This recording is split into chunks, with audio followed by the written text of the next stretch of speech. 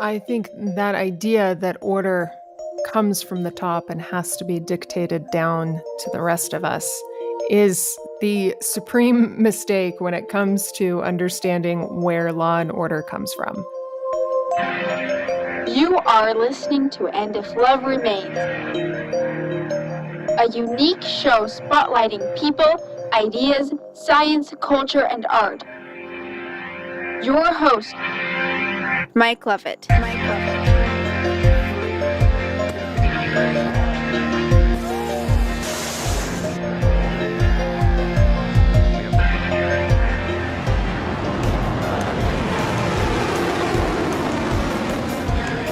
Yes, Rachel, you are listening to that great podcast in the sky, And If Love Remains. I am your host, Mike Lovett, and I am excited to have on the show today Kerry Baldwin. Kerry is an independent researcher and writer with a BA in philosophy from Arizona State University. She is also the founder and works at mereliberty.com. She's a regular contributor to the Libertarian Christian Institute. And she has a podcast called Mere Liberty. Is that correct? Is that the right name of it? The podcast is called Dare to Think. Dare to Think. Okay. Yes. Yeah. Mere Liberty is in the name, just to make sure, because there's a couple that there's a couple of Dare to Think podcasts that came on after mine. And so I wanted to make sure you could distinguish mine from the others. Okay. So Kerry Baldwin, Dare to Think. Mm-hmm. Fantastic. Well, excited to have you on, Kerry. I wanted to talk to you. There's a couple things that I saw that you did that had me very kind of excited. For example, the debate that you had with Walter Block, I thought was really fascinating. But before we get into some of those things, give me a little bit about your background, your origin story, if you will, of both your Christian background as well as your background in libertarianism. Yeah. Well, so I'm actually born and raised in New Mexico. I have been a Christian for as long as I can remember. And I grew up in a Republican family, very pro-military, pro-Constitution. I affectionately refer to them as red-blooded Republicans. Right. And it was in 2000, it was the 2008 presidential debate where I was, that was the first opportunity that I had to vote in a presidential primary. And I remember seeing like 15 candidates on the stage or something like that. And I thought, how the heck do people choose a primary candidate? And, I had some knowledge about the Constitution. And so I thought, well, the Constitution explains what the executive office does. So I'm going to go refresh my memory on that. And so I read through it again and realized that Ron Paul was the only constitutional candidate up there. But my red-blooded Republican pro-military family sort of that sort of sense brushed up against Ron Paul's non-interventionist foreign policy, and so it took me a while to. Plus, I did serve in the U.S. Air Force for a few years after 9/11. Okay. Wow. And so it was a bit of a challenge for me to wrap my head around that.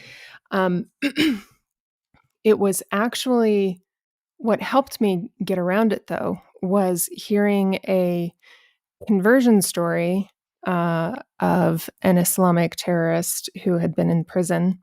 And there's several of those kinds of stories out there, but I just remember thinking to myself, wow, if Jesus can love this man, there's something wrong with my stance. I should be able to love this man too. And so eventually I came around on the interventionist foreign policy or non-interventionist foreign policy of Ron Paul. And really the rest is history. I was a quote unquote minarchist, constitutional limited government type libertarian for way, way too long. Probably a good, it was 2008. It was 8 years before I actually finally crossed the line over into libertarian anarchism. I did become a libertarian anarchist in 2016.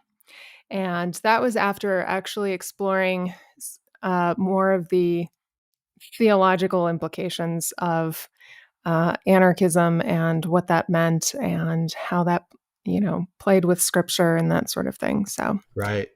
I think that's a logical conclusion that I came to as well, as far as just like, first of all, as a Christian, we're only supposed to profess Christ as King, right? And that was a big thing for that I had to. It took me a long time to figure that one out, I guess is the right way mm-hmm. to say that.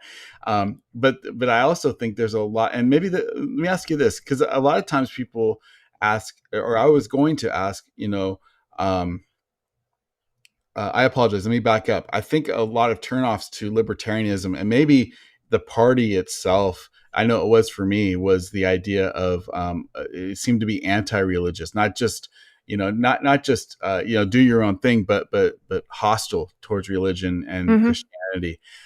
For a long time, I think that's changed a lot, but for a long time it was, and so I think the question is, I think you've seen a lot of Christians, turn to libertarianism, anarchy, voluntarism, however you want to kind of like phrase your color of libertarianism, come into that fold. But maybe a better question is, where did Christians get off track and start like finding authority in the state? Have you thought about that? Like, where did religious biblical people like start to like think about the state as a start to not have put their trust in God? Well, that I would say is endemic to the history of, the entire biblical history. You can go back to the Old Testament and, Israel is demanding a king, and the prophet Samuel is saying, Guys, this is a bad idea. You don't want this." And they're like, "Yeah, we want to be just like everybody else." Right. And, Samuel's telling him, "Guys, you're going to lose your sons and your daughters and your property and your future if you do this." And so that idea of believers turning to the state, really, I think, is just endemic in the history of biblical faith. I include both Old and New Testament in that. And New Testament times, you had the groups of Jews who believed that the Messiah was going to be a political Messiah that was going to free them from the from Roman oppression. And eventually you get the medieval Roman Catholicism that then they became the state, or very close to the state in terms of the monarchies that existed at the time. And even those, one of my favorite shows that I tell people about is the Netflix series Medici, which is about the banking family from Florence, Italy. And even in that, what's interesting about that, it's I describe it, and I don't know that the producers of the show intended this, but I sort of describe that story as a a warning about how monopolizing money or monopolizing power, even for the best of intentions, which in the case of the Medicis was to help Christianity flourish and to, have these classical liberal free market principles. They believed that everybody should be able to build wealth, not just, the aristocratic elite.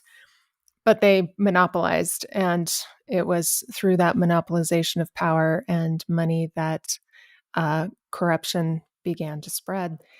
And so I think you always, you have cycles of this through history, where there are Christians who feel like, well, our way is better. And yeah, God's way is better. Um, but how do you achieve that? And lots of Christians don't check their authoritarian impulse, and so they think that they need to use force or coercion in some form or another. And that's been I think, endemic to human history. I think you're right. I think it often starts as we need a protector. And then it leads into, it almost becomes a shortcut for Christians. Like if I, it's much easier to get at least on a surface level, get a nation or a people to acknowledge Christianity. And if you can get the leader to, if you can get, if it's a, quote, Christian nation, or you have somebody who's even at many times in history, forcing it upon the people. Mm-hmm. It's a much more difficult task to do, missionary work Oh, and, well, yeah. and change the hearts and souls. And so I see that in my own church. I see that in a lot of churches where, it's even in terms of, obtaining property or getting things to pass through. Sometimes it's like you have this top down mentality of trying to get things accomplished that you want to accomplish, and I think it becomes a problem in the Christian nation. Yeah. I think that idea that order comes from the top and has to be dictated down to the rest of us is the supreme mistake when it comes to understanding where law and order comes from. I'm definitely a believer in the bottom up approach, that order comes about, through spontaneous or emergent order, just from human beings voluntarily interacting with one another for mutually beneficial ends. I believe that's true. And whenever you get a situation where one of those parties, um, wants to use violence or coercive control over another group, that's where things become a problem, and that's a fundamental injustice. Right. Absolutely. What so I guess what would be your take of Christian nationalism? I'm thinking of the what is Douglas? I've had him on the show actually. Douglas, I can't remember his last name now. Anyway, he's in Moscow. He's a preacher in Moscow. Oh, Doug Very Wilson. Doug Wilson. There you go.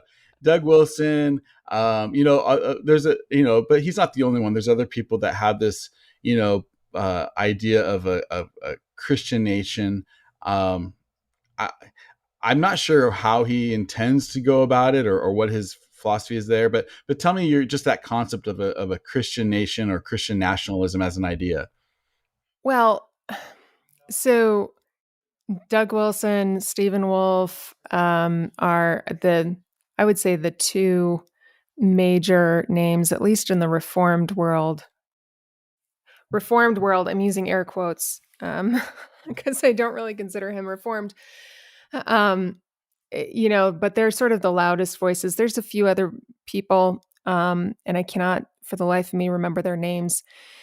But we had a talk that the guys from LCI, myself, and a few others did a breakout session at Freedom Fest about Christian nationalism. And, I'm sure we can put a link to that in your show notes. But, this idea of Christian nationalism is really a bait and switch, because what guys like Stephen Wolfe, and especially Doug Wilson does this much more than Stephen Wolfe. But it's sort of like, well, we just want to get, this understanding back that our culture is Christian, that those are the rules that we live by. So yeah, we're not going to have gay marriage, and but we're not going to force you to, go to church or anything like that. And, we want to get to a place where blasphemy is taboo again. So he makes it sound like it's this really not a big deal sort of thing. But if you're going to have a Christian nation, right, you have to have the state endorse a religion called Christianity. And there's lots of understandings of what Christianity is. There are fights among Christians about what Christianity is. There are some that, I would say are outright heretics. I think Doug Wilson is one of them. It's like, Okay, right on. it's like, really, whose Christianity are you going to make this a nation of? That's the first question. And of course, that's where they pop in and they're like, oh, we mean like, mainstream, like, so they start Well, kind of for example, hedging. And knowing, having watched enough of Doug Wilson's stuff and the people he associates with, it's clearly I would not be considered a Christian, because even though I accept Jesus Christ as my savior, my tradition and the people that I associate with is the Mormon faith. And so a lot of people would say, I'm not a Christian, even though I accept his life, his death, and that he's the only one that can save me. And so I think, like I probably would not find a place in his nation, Yeah, well, and that's the big question is, well, what do you do with the people who aren't Christian? And he's like, well, you can still practice your faith. It's just not a public faith. Well, okay, but that's what the non-Christians have been telling Christians for a very long time is, yeah, you can have your faith, just don't make it public, please, And so, can we really call that religious freedom? And of course, when you drill down into the brass tacks of Christian nationalism, the reality is that what they take religious freedom to be is only the freedom within quote unquote Christendom. And Doug Wilson uses that term for there to be some, sort of nuanced disagreements between otherwise, quote unquote orthodox Christians, but everybody else, you just need to put your religion back in the closet, right? And that's not religious freedom. Religious freedom is what I would call religious pluralism, which is where the state doesn't endorse any religion. And that's not to say that I don't think that there are people who are wrong about which religion they follow. But the point is that, that's not a problem to be solved with the use of civil governance, which is legal violence, right? That's not how we solve that problem. We solve that problem through conversations with people and persuasion. And, oh, by the way, don't forget that Christians believe in the power of the Holy Spirit, and only the Holy Spirit convicts people, not us. So like the state doesn't do that anyways. That's not the role of the state. And the other thing that I point out to proponents of Christian nationalism, because they'll say, well, we just want cultural Christianity back. Like we don't even care. The mere Christianity of we just want that. Yeah. And I keep on having to tell people, we are living the product of cultural Christianity right now. We had the culture wars way back in the 90s and the 2000s. I was a new mom back then. I remember it vividly. Like you've got the trad wife now, that little move. Yeah, that's just a recycled thing from when I was a young mother in the early 2000s, with the mom blogs and the, oh, look at my perfectly imperfect mess. Right. At any rate, we are living the product of cultural Christianity right now. And so, why do we want to go back to that? It produced something very, very ugly. I don't think anybody would agree that the culture that we're living in now is something to be proud of. It's a disaster. And, you want to go back? Like, no, let's actually, if you want this nation to be Christian, you have to understand how conversion works, that it's voluntary, it's not spread by the sword. This is through loving your neighbor. One of my favorite verses is Romans 2:4, which talks about God's loving kindness being the thing that brings us to faith. It's not, laws. It's not cultural Christianity. It's not, faking Christianity until you make it. It's none of those things. It's none of those things. So, if we want a genuinely Christian society, we need to reevaluate, how it is that Christianity is spread, and it's not through the sword. Absolutely. Yeah. I appreciate that. That's a great take. What, kind of in that same realm, I talked about you earlier about kind of the anti-religious, thread that can be in libertarians, and almost a libertine kind of a thread. I think that's changing. I really think the Mises Institute and the Mises caucus has really changed a lot of the culture, or is trying to change a lot of the culture, Mm-hmm. and the party itself, the party proper. But there is still a kind of a dividing line.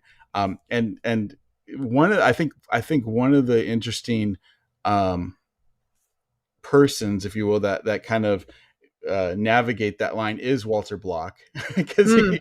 and I think he's an interesting guy in a lot of ways. He's obviously a very smart fellow. But you had a debate recently with him about abortion, and I think that's turned into kind of a little project for you about the pro-life movement in libertarianism. Can you talk a little bit about that? Kind of, I Yeah. think it's a very interesting and a very necessary discussion to have. Yeah. So, I first of all, for those who don't know, I debated Walter Block on the topic of a libertarian theory of abortion. It's probably one of the best abortion debates you'll ever hear because it's argued on the same terms. So he took what amounts to the pro-choice side, I took the pro-life side, and we're both arguing from a Rothbardian, libertarian perspective, employing property rights and things like that. And that was put on by the Soho Forum in December of 2018. So, I started. I had always been near the pro-life movement growing up. My parents were very active with Right to Life. I distinctly remember going to, you know, um, protests down at UNM campus when I was really young, and doing what was it called? Filling letters for Right to Oh, Life. Way back then, they didn't yeah, have yeah. email, so you had to manually Right. fold up paper and stick it in an envelope and lick a stamp. Like that's what we did at my. By the way, I have to tell you, I went to the post office for like the first time, and I can't tell you how long to mail a letter. And I was, I'm like, what, $1 for a stamp? I Oh my thought god! it was like 30 cents. Yeah, I guess it tells you how Right. old I am. It's But yeah, it's been a while. So at any rate, I had been around the pro-life movement for a very long time. It was very much of interest to me. By the time I got into college, I had big plans for what I wanted to do, and long story short, they just sort of fell through. And After I became a mom, and living in an abusive relationship, and um, also basically living in poverty, I could start to empathize. Although I still disagree, I never went over to the pro-choice side, but I started to empathize with some of the stories that I heard from women who were seeking abortion. And so after I became a libertarian, I thought, hey, um, maybe there's another angle here that we should explore. And so, it turns out I do believe that there is a different angle to take. So I argue for the rights of the fetus from conception on the basis of property rights. But this changes the dynamic of the conversation because it also recognizes the rights of the woman. And there's a big question, at least is what I'm, sort of putting out there as a challenge, is how can a theory of human rights, any theory of human rights, coherently exist where we believe that the rights of women and offspring are at odds with one another? And I believe they cannot be at odds with one another, but we have to flesh that out. I believe libertarian property rights theory will help flesh that out. And that's sort of where my work is. But I do want to say something about the Libertarian Party itself and this idea that it was, anti-religious and historically pro-choice and this, that, and another. When the Mises Caucus took over, I went back and wrote up an article for LCI, which you can find on LCI. You can also find on my website. I'm forgetting the title on LCI, but on my website, it's called Are Libertarians Pro-Choice? And I just went through the history of the abortion issue with the Libertarian Party since its inception in the early 70s. And long story short, libertarians have never agreed on the abortion issue. In fact, I would say they're the only party. They're the only party that struggled so much with the question that the plank would regularly change. And actually, before, so the Libertarian Party was established, I believe it was in 71, so a couple of years before Roe v. Wade. Abortion wasn't even on their radar. It wasn't a thing. And in 73, they, after Roe v. Wade was decided, they went ahead and put something on their, they put a plank on their platform to reflect the Supreme Court decision, not because this was their thing.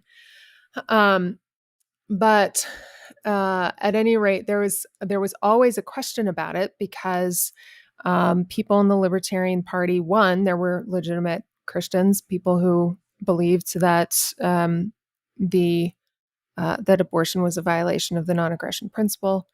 But you also had this question about parents' rights and children's rights that never really got sorted out. You can see, and I sort of lay it out in this article, but you can see the development and the struggle over what to put in that plank because libertarians understood that children have rights and parents have rights and women have rights. They understood this intuitively, but it had never been fleshed out. And so, what they landed on eventually and what the Mises Caucus eventually removed from the plank was simply that, this is, I forget the exact wording, but it was something along the lines of, this is a very tough issue and there's good faith arguments on both sides. And this is just up to you. Now, anybody's pro-life hears that and they know, well, that's fundamentally a pro-choice plank, even though it's very soft.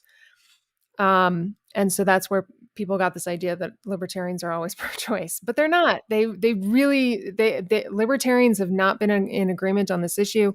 One of the things that I point out in that article is that there was basically, the party was basically divided three ways. You had people, a third were pro-choice, a third were pro-life, and a third were like, we really genuinely don't know. And that's, not exactly, but is sort of the demographic that makes up America now. You're right. So you've got this large swath of people in the middle who are like, this is a complicated issue. Right. Which it is a complicated issue. And I think your debate kind of with Walter kind of proved that out, that it's more complicated than people think about. Do me a favor, and for the audience, maybe if you can, steelman his argument on the pro-choice side, so we can kind of get a feel for the complications and what the libertarian theory, what he would say would profess or tell us. Yeah, so I would say very simply, Walter Block's view is, first of all, it's called evictionism. He tries to, I would say, argue Roe v. Wade in libertarian terms, in terms of property rights. So his view is that a woman has a right to her own body. An unwanted fetus constitutes an aggressor in terms of not like physical aggression, but this is just an unwanted guest, right? And so he would say you have the right to evict a guest from your home. Therefore, you have a right to evict a guest from your body. Whether that guest is being evicted to their death or not is, you Up know, to them. yeah. So, well, not quite up to them. I don't want to. I don't want to go that far because he says like he would only support abortion up to viability, which is why I say it's a defense of Roe v. Wade in libertarian terms. Roe v. Wade only permitted abortion up to viability. That's the Supreme Court's the one who invented that concept. Um, so, Walter and I would agree that after viability, the woman is responsible for finding a suitable surrogate of some kind if she wants to evict, so to speak, um, after viability. Where we disagree is whether a woman has a right to, quote unquote, evict before viability. And so his argument is along the lines of, this is an unwanted guest. Even if you invite a guest into your home and they overstay their welcome, you have the right to kick them out. So Okay. that I want to just insert something here because I think that's I mean, and I get that argument, but the problem is it's not like an unwanted guest. It's more like a renter, who has a signed lease for 9 months, Well, okay, so even so, I think that the major problem with the argument is that in a situation with a guest or a renter, you're talking about an adult. Right. You're talking about somebody whose point of origin has come from elsewhere. Mm-hmm. And so my argument is that every human being begins this way. And so we're not talking about an unwanted guest. We're talking about the emergence of new life. And there's really nothing analogous where we can say, well, this is sort of like renting an apartment. No, it's not. You don't emerge like your existence into that apartment and then go, okay, I'm signing a lease now. Like, that doesn't happen. Right. Because there's nothing analogous, we have to understand that this is something from nature that we need to be deriving normative law from, natural law, which Rothbard was a natural law theorist, for example. That's, he argues property rights from a natural law perspective.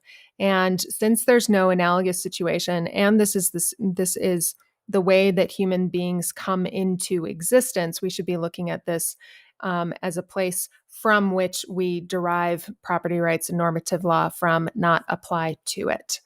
And so that's my part of the argument is, we can't apply pseudo-analogous situations to Right. So the relationship of mom and baby.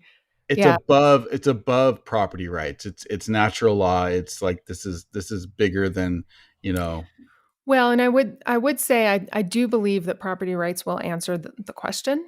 Okay. In fact, I think there's some interesting things to flesh out in terms of things like common property, which a lot of the right libertarians will call them, don't like the idea of common property. That's a left libertarian concept. But I think if this is a place from which we derive natural law theory, it can answer some questions about common property. Because you do have, for example, in the case of the umbilical cord, that is created by baby, but it carries mom's blood. And there's a mutual benefit between the two. So I think that property rights will answer the question. I think it will answer a lot of questions that have been raised that are sort of a point of disconnect between left and right libertarians. And so that's where my research is focusing on, is fleshing that out. That's wonderful. Well, I'd love to keep in touch and talk more about that, because I do think that is a super important, because we're talking about, like, when we talk about first principles, it doesn't get more first principle than life. Right. It doesn't get more it doesn't get more bottom line than what do we do, with a child and a mother, and a father, but specifically a child and a mother in this instance, since they're uniquely tied together. Right. Yeah. Yeah. That's wonderful. What and so what is your research taking you? In other words, are you planning on writing a book, or what do you know? Do you kind of have an idea avenue of where you want this to go, if you care to share? Yeah. So I was invited a while ago and it got put on pause because I did take a day job and I'm uh, going back to my research. I don't like my day job. Ah. um, at any rate, um, yeah, what I want to do actually, because this is broaching a topic of libertarian theory that has been unsatisfactorily addressed by previous thinkers, but is also a place in natural law theory that has been basically unexplored. I want to submit my research for peer review first. I expect that after I get it peer reviewed, that it will eventually turn into a book. But yeah, that is the plan. Well, I will certainly be following it, and I'm excited to see where that goes, because like I said, it is very important. Um, Yes. One of the other projects that you've talked about is this, uh, and we don't like the term, those who have come from the right don't like the Yeah. term, egalitarian, or we may be in favor of equal rights and such, but with the idea that the genders are the same, and especially like in a Christian context, like there's a real, our culture has taken, I mean, if you want to see the consequences of that kind of philosophy, you're seeing the consequences right now. Talk to me a little bit about your take on how a libertarian Christian can look at the world and look and see what's happening to gender roles, and how they affect us, both macro, in the macro sense of our society and our culture, but also I think how it's affecting people's lives. How should a libertarian think about these things? Well, um, libertarianism itself is only a political philosophy. So, in terms of how does a libertarian specifically address questions about gender roles? Well, the short answer is the government stays out of it. That's number one. And, that's not just stay out of it in terms of don't promote, say, pronatalist policies, which are policies that say women should be at home making babies. And here we're going to give you huge tax credits if you do that or whatever. Um, but on the flip side, it's not supporting, endorsing, financing things like gender reassignment surgery and that sort of thing, which, at this point, people see there's the writing is on the wall, right? In terms of our culture, it's, I would say, in somewhat of a free fall, but this is a consequence of previous cultural behavior. So I'm probably um, uh, I'm one of those Christians. I'm otherwise conservative. I believe in gender distinctives. I'm not egalitarian. I'm also not complementarian. Um, but I'm the first one to sort of push back on this idea of quote unquote gender roles, because when people say gender roles, it, it sort of conjures up this concept of, the 1950s housewife and, the husband working outside the home and, this like nuclear family sort of thing. And that's number one, a snapshot in a magazine in the 1950s, Right, right? right. And number two, that's not actually the paradigm for human history. For most of human history, husband and wife, assuming it was even like an equitable sort of relationship, i.e., the husband didn't think he owned his wife, um, they both worked from home and they both worked. Right. Right. And they both raised the kids. There's this great book and I'm going to have the author on my show. The author's name is Nancy Pearcey. She just put out this book called The Toxic War on Masculinity. And man, she brings up this excellent point, which is that the uh, the 1950s housewife is not the quote unquote biblical idea, because that was the first time that women were raising boys by themselves because the husbands were outside of the home. And prior to that, prior to industrialization, um, families worked typically on their own farm or whatever. But the fathers worked with the sons, the mothers worked with the daughters. Um, and if they had good family dynamics, the father, interacted with the daughter and the mother interacted with the son. But the point is that the 1950s is not an ideal, because that's the first time when women were really, and I guess you could say industrialization sort of bleeds in this too, but that's the first time when sons were being raised exclusively by their mothers.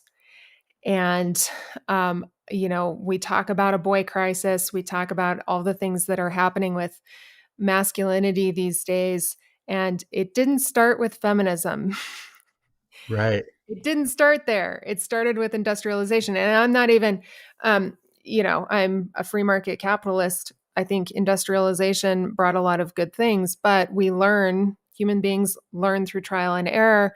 And there's something to be said about what we can learn about how industrialization, that whole, putting workers in factories, taking parents outside of the home to work, how that has a negative effect on the family unit and the mental health and well-being of kids growing up. Well, and that extends to the children as well. I mean, not has that kind of factory ideal spread to not just the husband, but now the husband and the wife, Mm-hmm. but it also is now it's the same exact thing that we're doing to our children by sending them to a school where they're going to class by bell, and Right.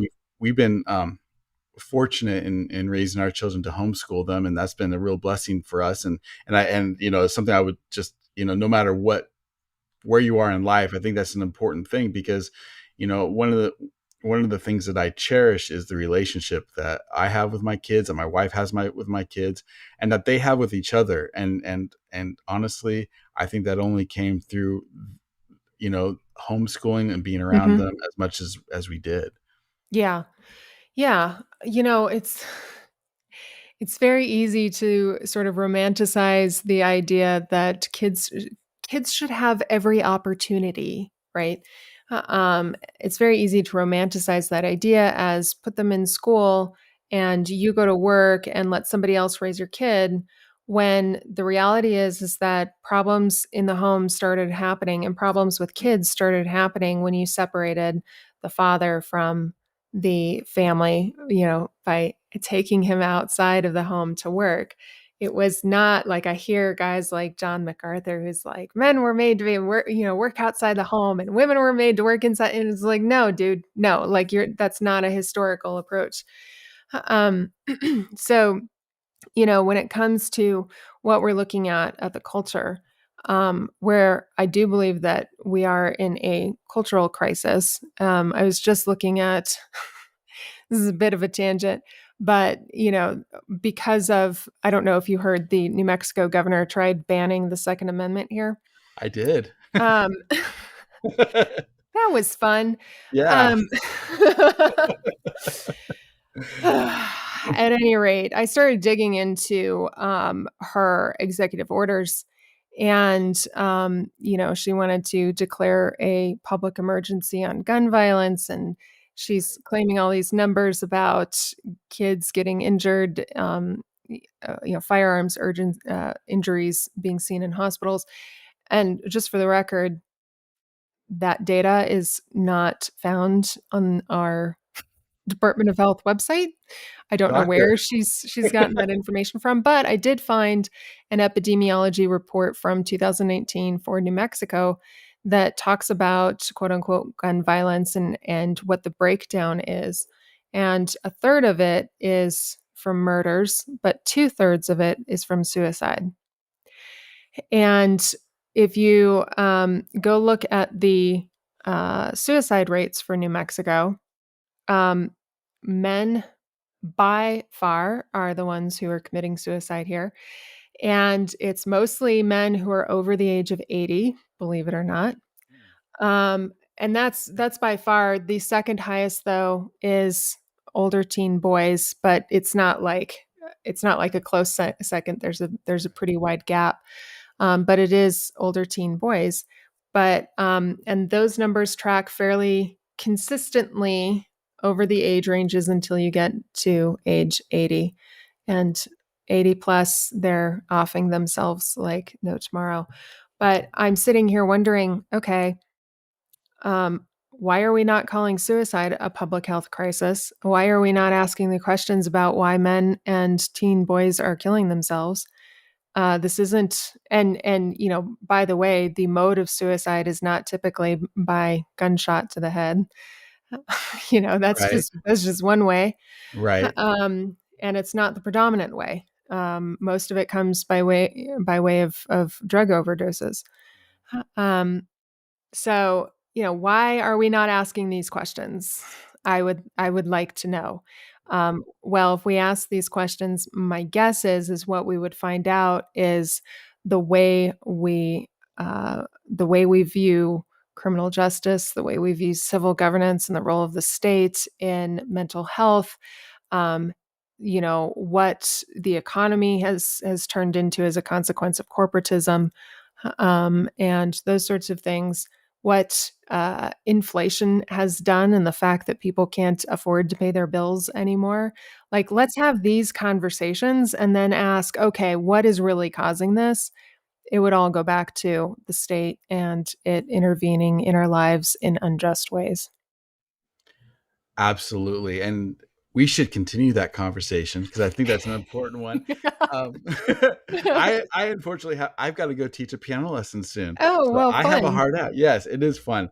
But I am super grateful, Kerry. Thank you for coming on. Will you come again? I'm gonna put you on the Uh, spot.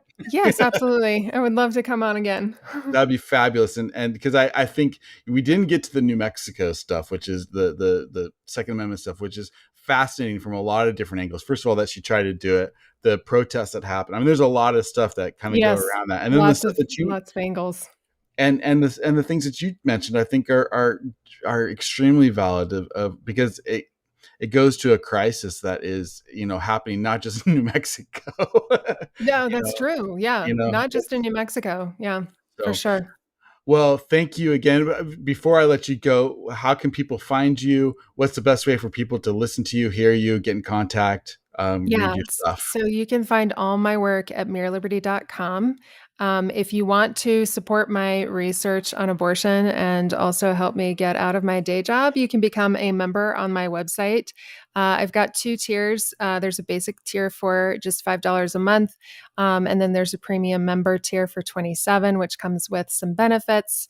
And I also teach critical thinking courses online, and I'm gearing that back up as well.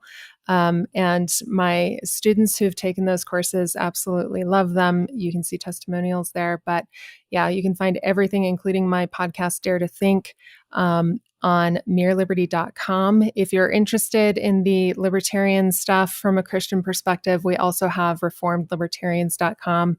My co host, Gregory Baus, and I took a hiatus break over the summer. We're hopefully going to be getting back into that in the next month or two.